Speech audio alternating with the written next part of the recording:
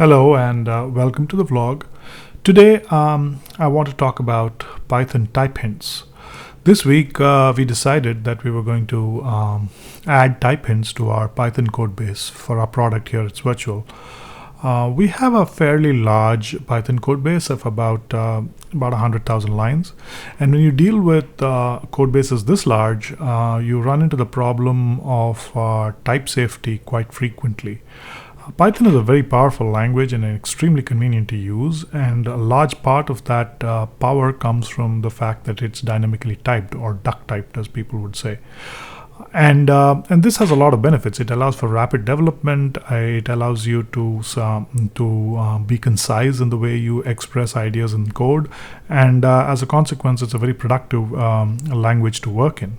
However, it does come with a downside. As the code base gets larger, unless you're extremely disciplined about how you test your code, you will run into errors that are very hard to catch, primarily type errors that are not problems in other languages like Java or C++ or Swift or other statically typed languages.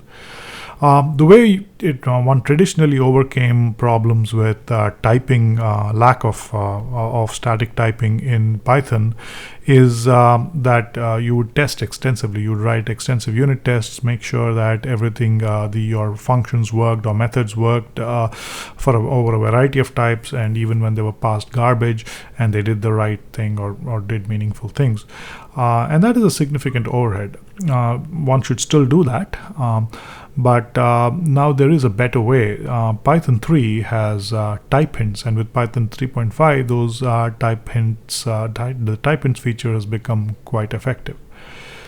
In Python, the way type hinting works is that it has no effect on the runtime of the language, meaning a program with type hints will function exactly the same way as a program without type hints will. And this, as you will see later, is a good thing. So with type hinting, it becomes easy to catch a lot of type errors where data of one type is passed to a method that's expecting a data of another type. And this is particularly a problem with web services, where web service API may receive a JSON data structure that isn't correctly, where the structure isn't correct for what the program is, what the method is expecting.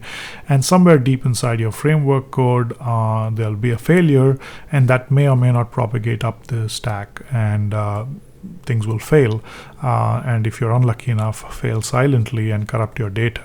And I've dealt with this problem at many clients, and it's not a problem that you want to be faced with. Okay, so what are type hints? So let's take a look at this code here. It's a very simple piece of Python code with two functions defined, foo and bar. Foo is a traditional Python function. It takes two parameters, multiplies them, and returns the value. The same bar is essentially the same function with type hints. The difference this time is that the types of the parameters are defined as well as the type of the return value.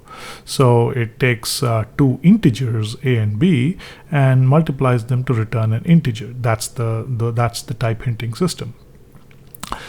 As far as Python is concerned, as the Python interpreter is concerned, both these functions are identical. They behave the same way. They fail in the same way. At runtime, both will fail when passed two string parameters as opposed to two numbers, and that's fine.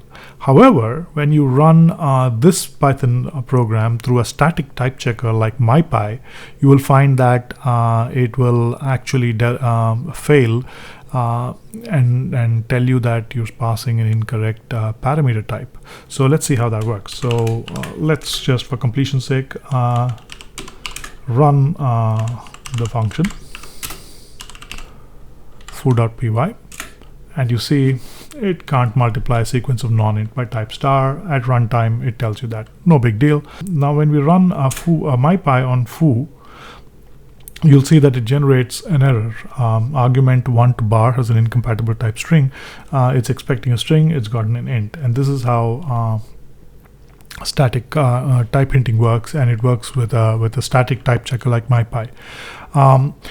This is okay for a small little program like this, but it becomes really useful when you're working inside of an IDE that has integrated type hinting into its suggestion system, something like, say, PyCharm. So this is the same code in PyCharm, and as you can see here, PyCharm points out that you've got even before you've actually run the code, that you've got that the function foo is expecting a type int and got a stir instead, and MyPy has detected that. PyCharm actually has a plugin that you can add. You can see that in settings, where if you look at plugins, you can see the MyPy plugin, and you can see this the MyPy plugin. I'm using the one by Roberto Lenardi. There is the official MyPy plugin, which also works fine, and it's quite useful. So this plugin allows you to do the static type checking.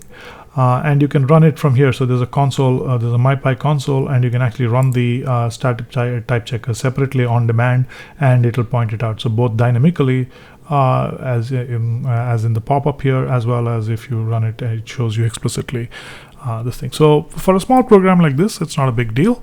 But when you're dealing with a very large code base, this can be a lifesaver.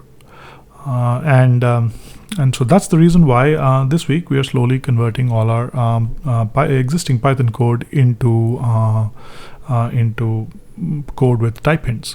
Now, the benefit of Python, the way the Python type hinting system has been written, is that it allows you to be gradual in your adoption of type hinting. So you don't need to convert your entire code base in one go to use type hints, and you don't have your type hints don't have to be complete. So for example, you can specify the